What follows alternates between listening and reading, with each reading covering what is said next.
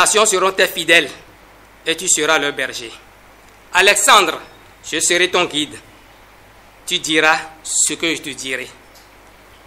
Je mettrai l'esprit de Moïse en toi, l'esprit de Jean-Baptiste en toi, sachant que c'est lui qui est Élie.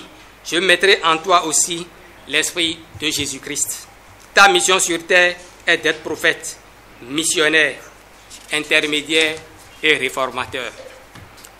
Prophète, je dirai de nouvelles choses aux nations à travers toi. Missionnaire, tu ne seras pas sur place. Je te ferai marcher jusqu'aux extrémités de la terre. Intermédiaire, quand je me fâche pour punir, tu peux refuser et je vais t'écouter. Réformateur, tu changes les choses et tu les remplaces par d'autres. Alexandre, tu peux exercer ton ministère dans toutes les dénominations à travers le monde entier et surtout par la télévision. Quand tu prêches, le monde m'écoutera à travers toi. Malgré toutes ces révélations, j'endurcissais toujours mon cœur. Pourquoi? Parce que l'église dans laquelle je me suis converti, l'homme de Dieu, c'est celui qui a suivi une formation à l'Institut biblique, ce qui n'est pas mon cas. Ce doute et cette rébellion m'ont créé beaucoup de problèmes parce que Dieu même me traitait comme un rebelle et m'a dit, si je ne démissionne pas de mes activités pour commencer son ministère avant 9 mois, qu'il me frapperait d'une grande maladie. J'étais là dans les tâtonnements et dans le 9e mois, Dieu m'a effectivement frappé d'une grave maladie.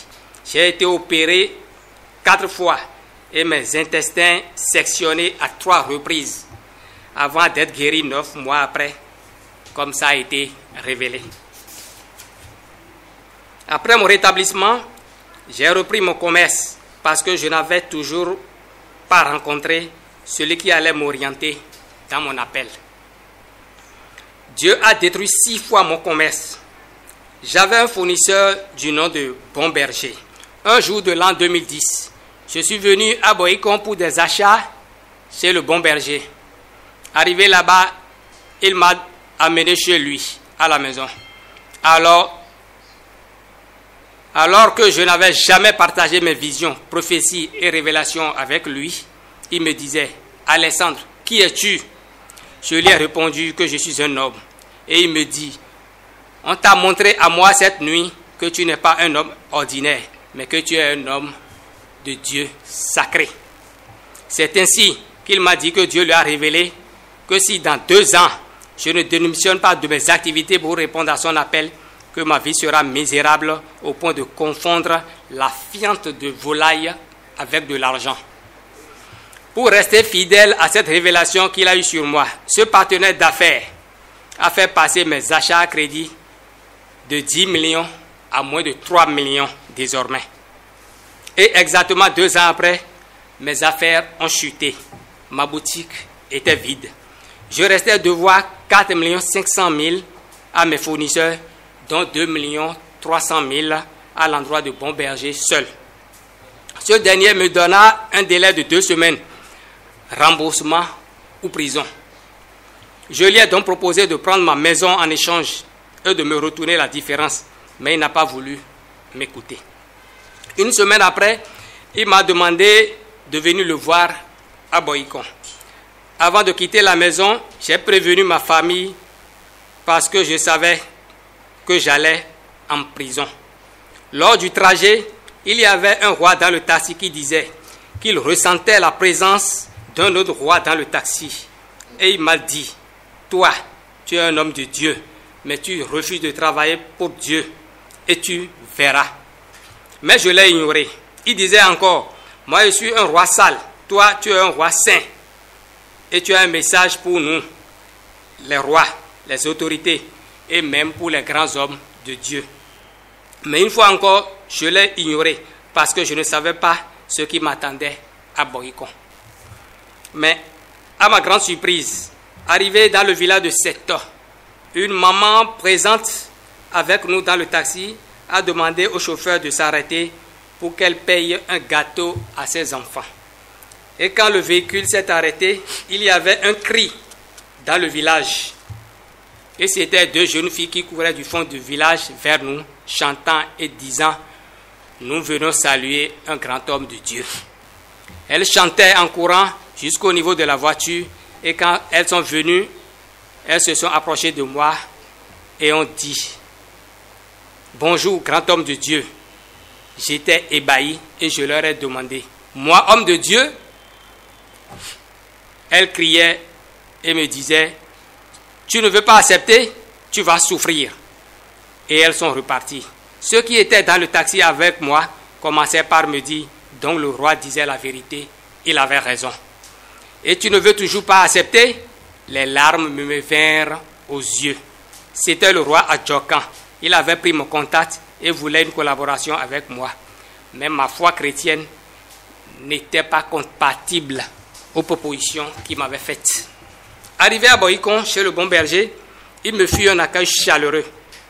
Mais j'étais sceptique. Il me faisait alors comprendre que depuis une semaine, qu'une voix lui disait: appelle mon serviteur. S'il accepte de commencer mon travail, tu lui laisses la dette, je te bénirai et tu le soutiendras. Mais s'il refuse, tu l'enfermes et tu lui prends jusqu'au dernier centime. J'ai alors accepté sa proposition, travailler pour Dieu, pour que le bon berger annule mes dettes. Mieux encore, tous les autres créanciers firent comme lui.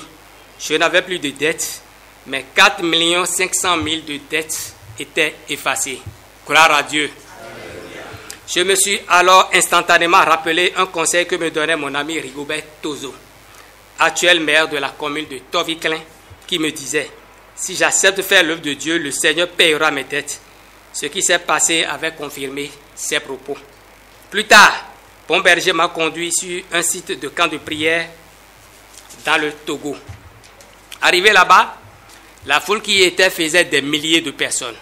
Nous étions restés là-bas pendant 3 jours et on ne faisait que présenter le serviteur de Dieu comme un évangéliste et non comme un pasteur.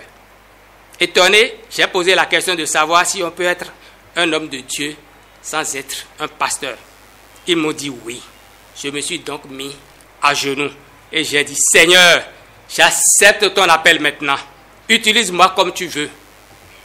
C'est depuis ce jour que Dieu a commencé par m'utiliser pour des miracles, des guérisons, des prodiges, pour ressusciter des morts.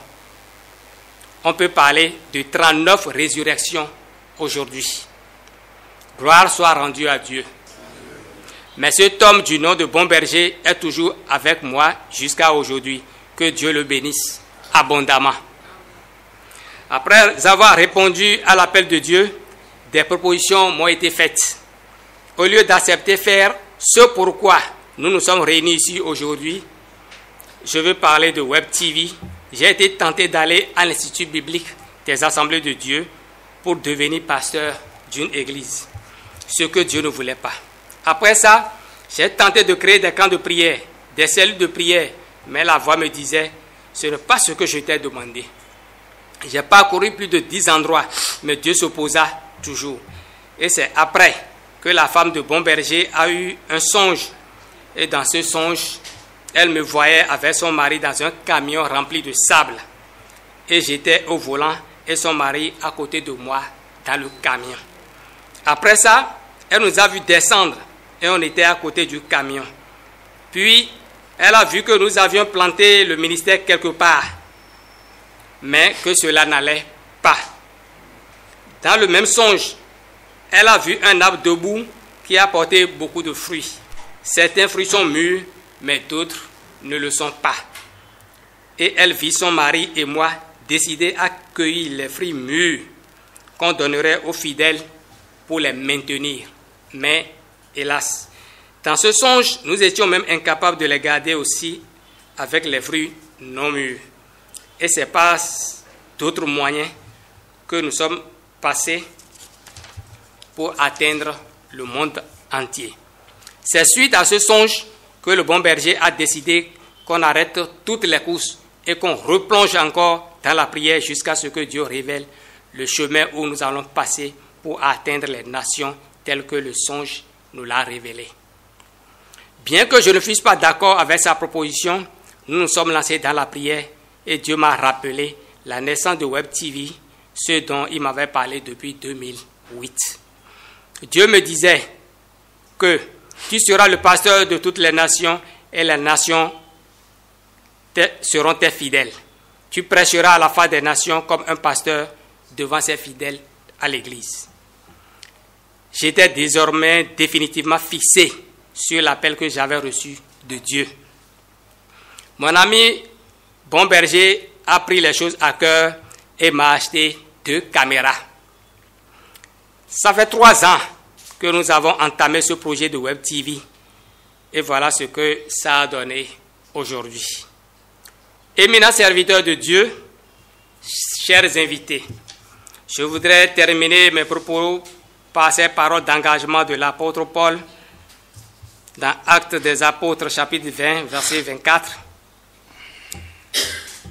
Mais je ne fais pour moi-même aucun cas de ma vie, comme si elle m'était précieuse, pourvu que j'accomplisse ma course avec joie et le ministère que j'ai reçu du Seigneur Jésus d'annoncer la bonne nouvelle de la grâce de Dieu. Que la grâce du Seigneur et l'Esprit du Dieu vivant nous soutiennent tous. À Dieu soit toute la gloire au siècle des siècles. Amen.